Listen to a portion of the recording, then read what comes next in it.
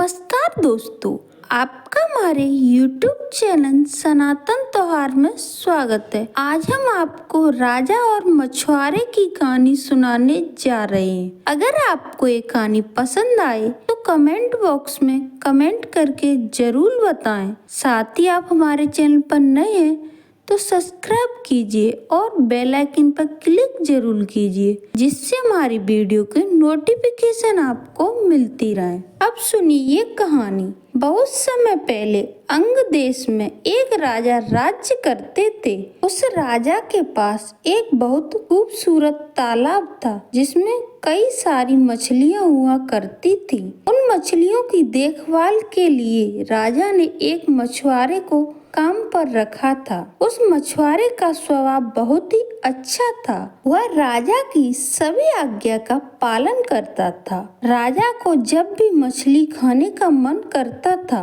वह उसी मछुआरे को कहकर अपनी पसंद की मछली मंगवाते थे। मछुआरा हर बार उनके लिए बहुत स्वादिष्ट मछली लेकर आता था। एक दिन राजा के मन में यह सवाल आया कि भला हर बार यह इतनी स्वादिष्ट और बढ़िया मछली कैसे पकड़ सकता है। तभी एक दिन राजा को अपने गुप्तचरों से पता चला कि मछुआरे को तो मछली पकड़नी आती ही नहीं, लेकिन फिर भी वह राजा के लिए मछली लेकर आता था।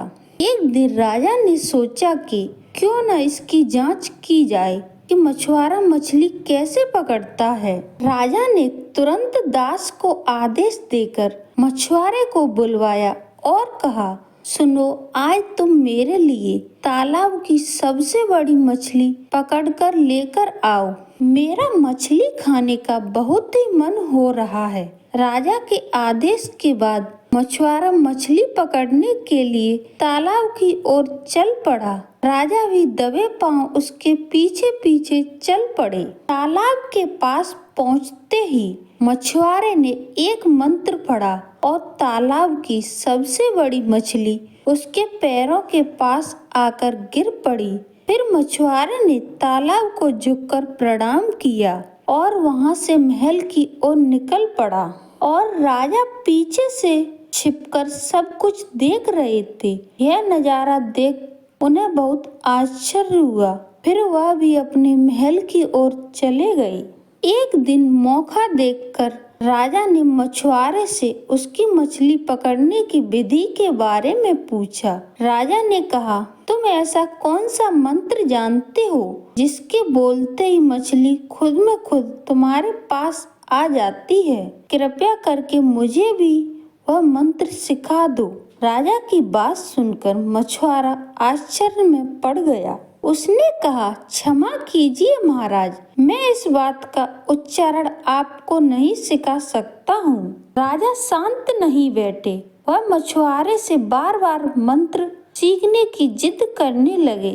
अंत में मछुआरा मजबूर हो गया और उसने राजा को वह मंत्र सिखा दिया। मंत्र सीखने के बाद एक दिन राजा तालाब के किनारे अकेले गए और उस मंत्र का उच्चारण किया। तभी एक मछली उनके पैर के पास आकर गिर पड़ी।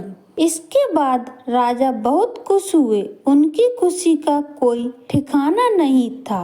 वह सबको यह बात बताना चाहते थे। एक दिन मौका देखकर उन्होंने अपने दरबार में सभी लोगों को इस मंत्र के बारे में बता दिया। राजा की बात सुनकर सभी बहुत आश्चर्यचकित हुए और उन्होंने पूछा कि इस मंत्र के बारे में उन्हें किसने बताया था। इस पर राजा ने कहा, बहुत समय पहले वह एक महान ऋषि से मिले थे। उन्होंने ही इस मंत्र के बारे में उन्हें यह जानकारी दी थी। राजा की बात सुनकर सभी मंत्री भी इस बात की सच्चाई जानने के लिए तालाब के किनारे पहुँचे और मंत्र का उच्चारण करने लगे।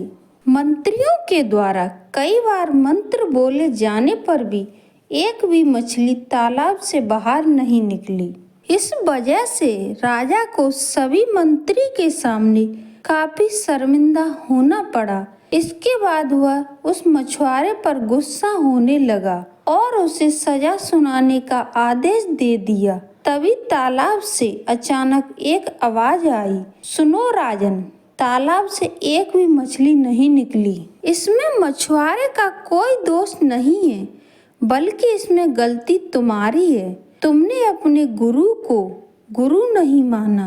उसने तुम्हें यह मंत्र सिखाया, इसलिए मछली तालाब से नहीं निकली। अगर तुम अपने गुरु को स्वीकार करते तो ऐसा नहीं होता।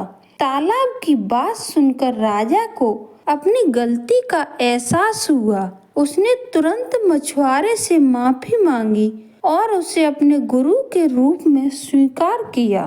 इसके बाद वह मंत्र काम करने लगा और राजा भी खुश हो गया। दोस्तों, इस कहानी से शिक्षा मिलती है कि इंसान को कभी भी झूठ नहीं बोलना चाहिए और ना ही अपने गुरु का अपमान करना चाहिए। धन्यवाद दोस्तों।